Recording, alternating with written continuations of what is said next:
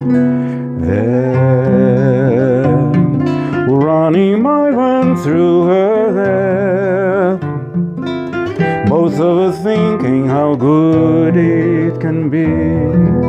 Someone is speaking, but she doesn't know he's there. I want her everywhere, and if she's beside me, I know I need never care. But to love her is to need her everywhere, knowing that love is to share. Each one believing that love never dies, watching her rise and hoping I'm always there, to be there and everywhere, here, there and everywhere. Vamos falar desse violão delicioso. Eu estou aqui dedilhando ele, encantado, porque é um violão que é relativamente novo, né? Você fez ele em 2021 e surpreendentemente, assim, isso eu acho que é uma coisa legal da gente falar. Eu olhei, né, falei, puxa, um belo cedro canadense. Aí o Marcelo me corrigiu, falou, não, esse é um cedro do Líbano. Olhando, né, a gente realmente na hora vai achar que é um cedro canadense. E infelizmente, né, hoje o cedro canadense está super difícil para o futuro, não sei se a gente vai mais conseguir, porque há restrições do governo do Canadá ao corte da madeira, outras madeiras americanas também, como cítica, como também está totalmente proibido, né? E essa me surpreendeu, assim, porque ela também tem uma sonoridade muito legal. E outra coisa que eu, além da sonoridade, do equilíbrio, que eu gostei demais, assim, é o design do instrumento, essa paleta, assim, muito bonita, né? Marcelo vai falar mais sobre os detalhes todos e também a parte interna aqui, na fixação do braço, de escala.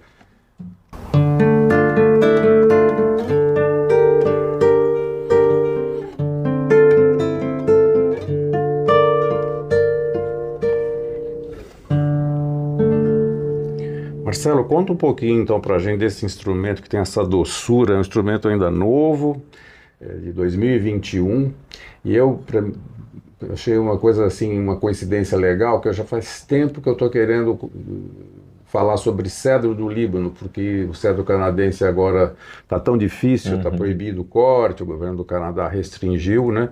E quando eu peguei o violão hoje, eu achei que era cedro canadense e é um cedro do Líbano. Fala um pouco do teu instrumento, sobre construção, e a gente aí vai detalhando algumas coisas. Esse foi bem específico para o cliente, né? Ele queria um cedro, ele queria um jacarandá indiano de fundo, ele queria o descanso de braço.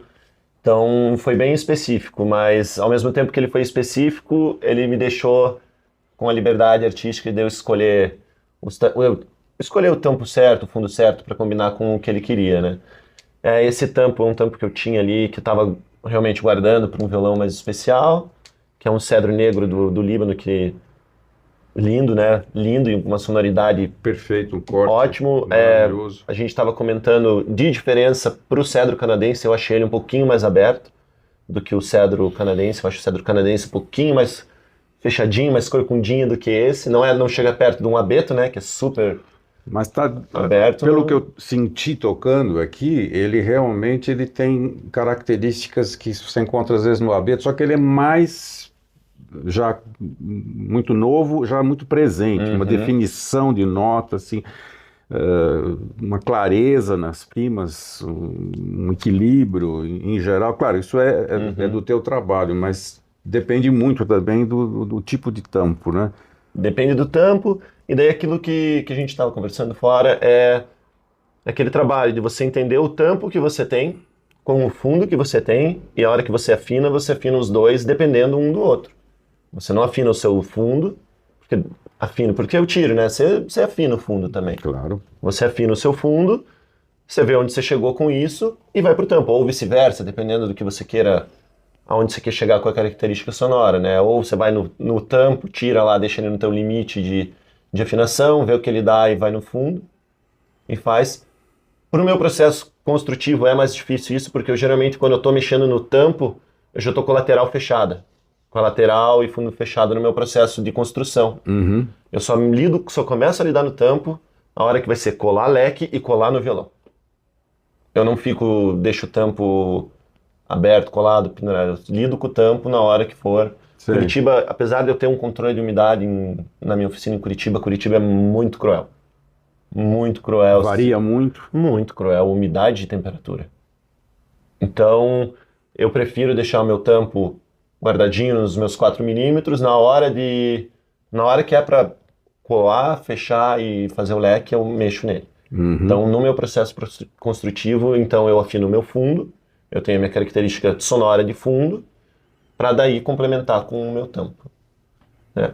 Eu uso um padrão Torres tradicional no leque, né? No meu leque harmônico, não uso a placa embaixo do cavalete.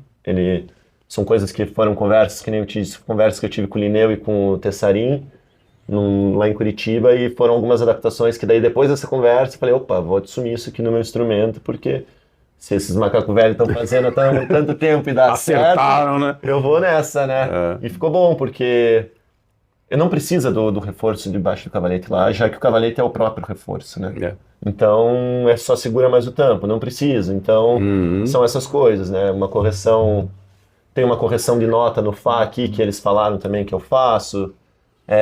Construtivamente tem essas diferenças. O meu braço, que é com parafuso dentro e não é um salto espanhol, que as laterais encaixam no braço. Isso eu achei muito interessante. O padrão, né? O tróculo aqui o braço está aparafusado. Aparafusado dentro. Eu coloco 2 enxertos, eu faço no meu salto, é um encaixe andorinha, né? Só que nesse andorinha mesmo assim eu uso um parafuso. Tá? Porque não é bem andorinha, é só o Tennyson Mortis, que é só o macho e fêmea, né? E daí nesse eu ponho o parafuso por dentro do braço, o enxerto por dentro do braço e o parafuso vai por dentro do violão aí. E eu gosto desse... foi como eu aprendi a construir, porque como eu aprendi nylon, aprendi aço, foi como eu aprendi a construir o violão. A característica do violão de aço que eu aprendi a construir já era assim, com essa âncora dentro para o braço ser preso por parafusos, né? Então, eu nunca aprendi de primeira o rabo de andorinha, que você não tem o parafuso, daí ele só encaixa na pressão, né? Então, eu aprendi assim e daí trouxe pro meu nylon. E se você for ver em discussões de guitarra, as guitarras que têm mais timbre são as parafusadas e não as coladas. Então, eu acho que tem uma diferença de timbre também nessa conexão, né? Eu vi que nos seus instrumentos aço, por exemplo, que eu tenho realmente muito pouco de contato, que além dele também ser parafusado, a escala não está colada ao Não, eu uso também o que chama em inglês, é o bolt-on, né? Parafuso para segurar o braço e parafuso para segurar o que a gente chamaria de língua, né? Às vezes eu me confundo como eu aprendi a maior parte dos jargões do violão em inglês, quando eu aprendi, eu vim pra cá e aí eu vou traduzindo fui direto. Transformando. Então lá eles falam que isso aqui é a língua, a tongue do violão quando cai em cima aqui, né? Então, no meu de aço é com parafuso embaixo, estilo Taylor, né? Os Taylors são assim, é uma coisa que a Taylor faz tempo. Isso te ajuda num ajuste de ângulo de braço, em alguma coisa que você precisa... Não é para ficar desmontando, para levar... Não é um violão desmontável, que vou tirar para guardar e levar. Sim. Mas é um violão que te permite um fácil acesso de reparo, né? De ângulo de braço que daqui 10, 15 anos pode ser que aconteça, que precise. Dependendo de como a pessoa cuida do instrumento, né? E essa escala, você usou que madeira? Aqui então eu tô com o cedro do Líbano. Eu tenho os frisos, eu faço friso de madeira em toda a lateral do instrumento. Na lateral da escala também eu faço friso. Esse friso é um cedro. o fundo em jacarandá indiano, se eu não me engano, essa escala é em jacarandá indiano também. jacarandá, né? Em jacarandá indiano, e cavalete em jacarandá. A sua paleta aqui, que Isso aqui acho que é um mogno, viu? Ou é uma imbuia mesmo, faz tempo. É um mogno, parece. Parece ser um mogno E que eu esse usei aqui. esse Esse é um jacarandazão jacarandão. ali. E aqui você fez esse, Fiz o... atendendo a pedidos. né? O bevel, que eles chamam, que é um ângulo, né? Que tem o descanso, que é aquela que você põe em cima, que geralmente o pessoal usa, que coloca aquela madeira, só aquele anel de madeira em cima para o braço ficar apoiado, ou o ângulo, que é o bevel, Esse aqui. que fica... esse foi exatamente bem- isso, atendendo o bem pedido do cliente, né? Muito, muito agradável. Ótimo. E o mosaico também Super simples, né? Eu gosto, se for ver assim, eu gosto de poucos detalhes para o que precisar chamar atenção, chamar mesmo. Então, na minha visão, o que tem que chamar atenção é o tampo. O tampo é lindo. Olha esse tampo, é lindo, maravilhoso. Os contraveios dele aparecendo, um master grade total. E o que eu não quero que nada tire o foco desse principal. E ele também não queria. Então a minha roseta é uma machetaria super simples, na verdade, porque é um anel de 2 anéis da mesma madeira e as laminazinhas só para fazer a divisão em volta. E você vai variando isso conforme o teu instrumento, Eu né? vario, a única variedade, a madeira que eu uso eu vario, e a única coisa que eu vario é que daí às vezes tem um abalone em volta, a concha em volta desse primeiro anel. Especialmente nos violões aço, que é... Tem gente que pede no nylon também. Fica lindo. Fica lindo, eu super entrego. bonito. Ele não queria no aço. Ele tem 2 meus, o Gabriel, esse cliente que me emprestou esse violão hoje. O de nylon ele não quis, no de aço ele quis.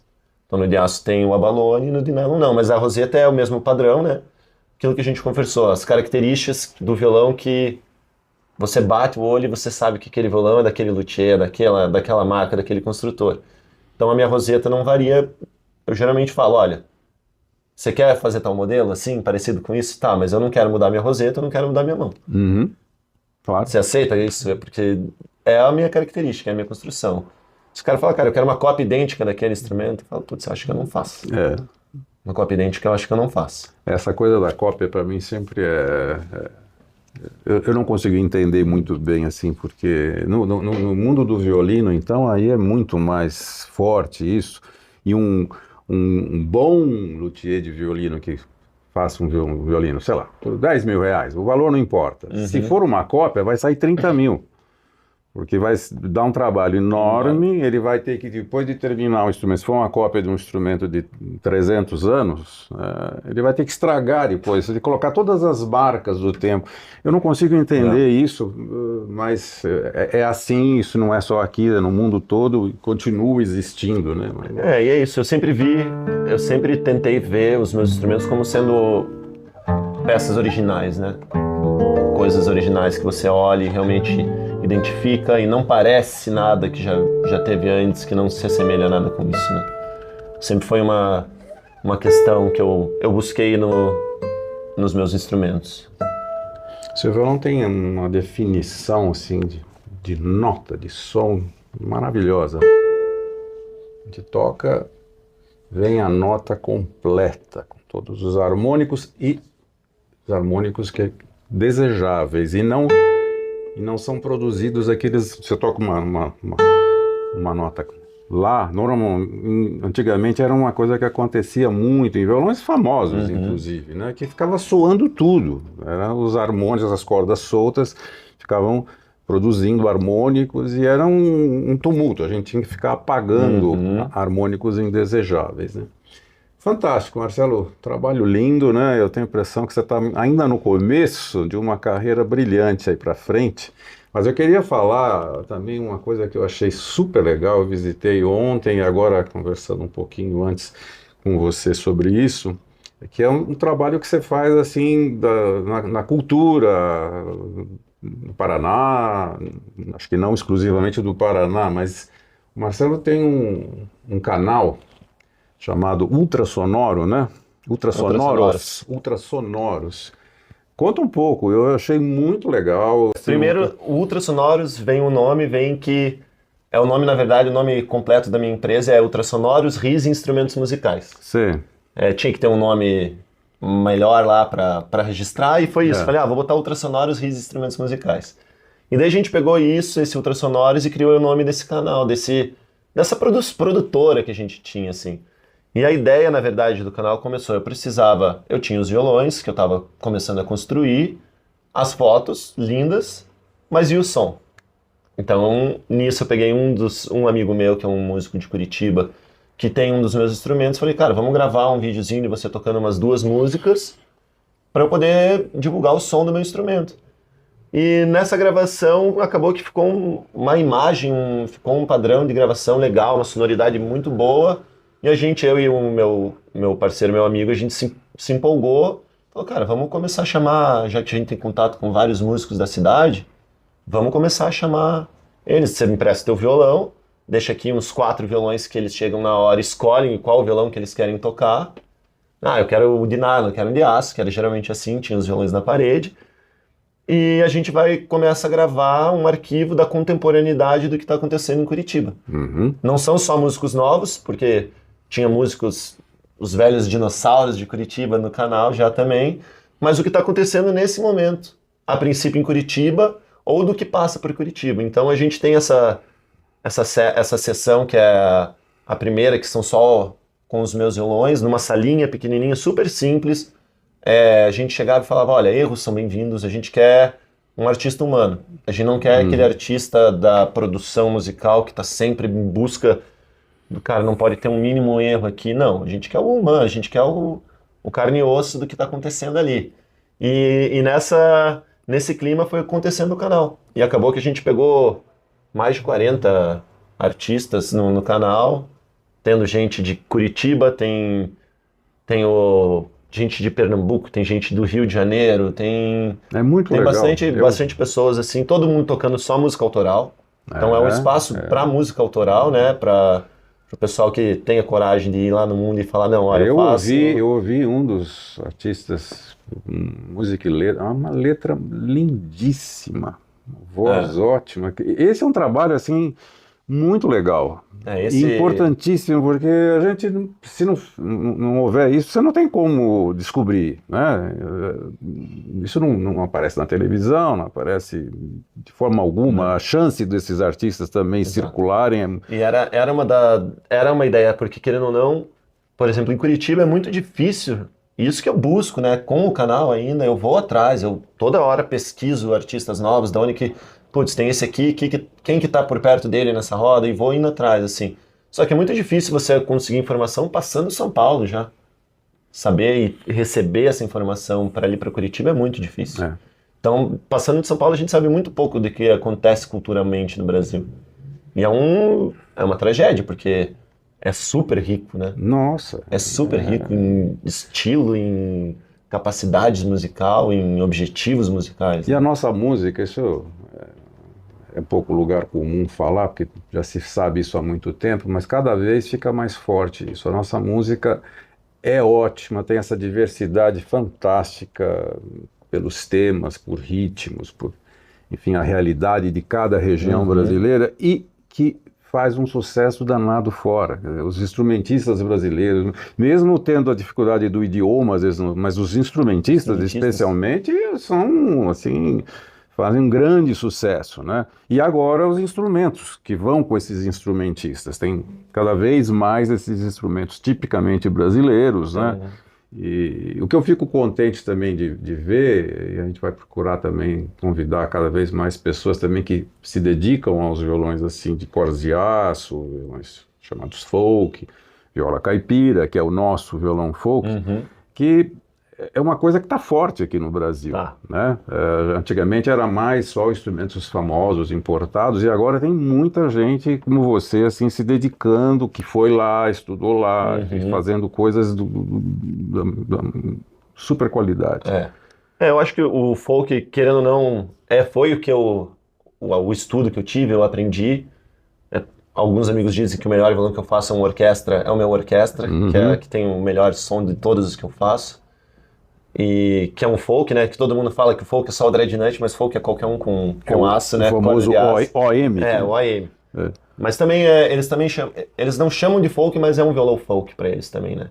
O folk realmente eles se referem ao dreadnought, mas o OM também é um violão folk para eles, é o violão da população, é o violão de aço que eles usavam. Então, e é isso, o aço tem um espaço até e para músico de MPB nova, atual Sim, mesmo. estão Eles usando muito, aço. muito. Eu tenho aqui em São Paulo, eu tenho 3 artistas muito bons que tem que são, querendo ou não, mais puxado para MPB, não é? O pessoal acha que também vai usar folk só em rock, né? E batida, não. Os caras, um dedilhado absurdo, uma parada linda. Então tem bastante gente usando na MPB o aço já, né?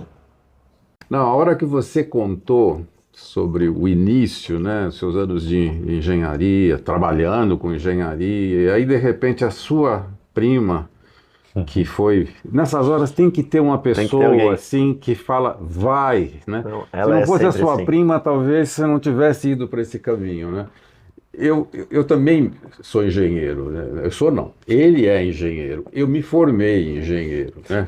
Eu nunca trabalhei, fiz faculdade de engenharia. Não dá para deixar de ser, né? Eu trabalhei 3 anos em indústria durante a faculdade, trabalhei em indústria grande e tal. Foi um aprendizado muito importante. Na minha época não existiam as faculdades de música ainda, né? Eu entrei na faculdade em 1970, me tornei engenheiro químico, é uma coisa um pouquinho diferente, mas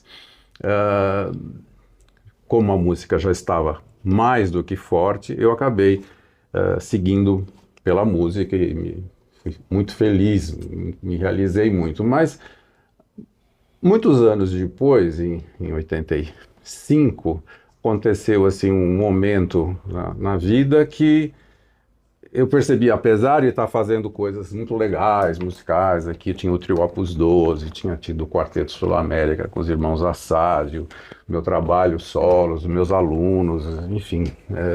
Mas algo... me dizia, você precisa também mudar, sair fora e tal. E aí aconteceu essa situação e eu fui para a Alemanha, que era o meu destino mesmo. E além da parte musical, que foi fantástica para mim, eu pude desenvolver muito musicalmente, foi lá que eu tive o contato com a luteria de verdade. Então, e nessa ocasião tinha o meu grande amigo, o Beto, que foi meu irmão de todos os dias, quando eu fui e uma pessoa que não tinha nenhuma sensibilidade musical, que falava, não, o seu talento, não é nada, zero. E eu fui conversar com ele e falou, você tem que ir já, vai comprar a passagem. Vai. E no dia seguinte eu comprei a passagem. Tem essas pessoas na vida. Né? Isso, o legal é que depois de passados anos, o que você está fazendo agora, né? Você traz esse investimento teu de tempo que você se dedicou para construir uma coisa aqui no Brasil. Maravilha! Olha, que conversa legal. Foi um prazer enorme receber você. E a gente espera visitas futuras. Aí você trazer esses outros. Traz um OM, né? Pra gente conhecer. Tem que trazer um OM aqui. E muita sorte nesse caminho. Já é uma realidade. O teu instrumento é realmente muito bom, né? E com certeza já está na mão de um monte de gente boa e cada vez mais Tomara. Gente vai estar tocando com o teu instrumento. Pô, obrigado por me receber.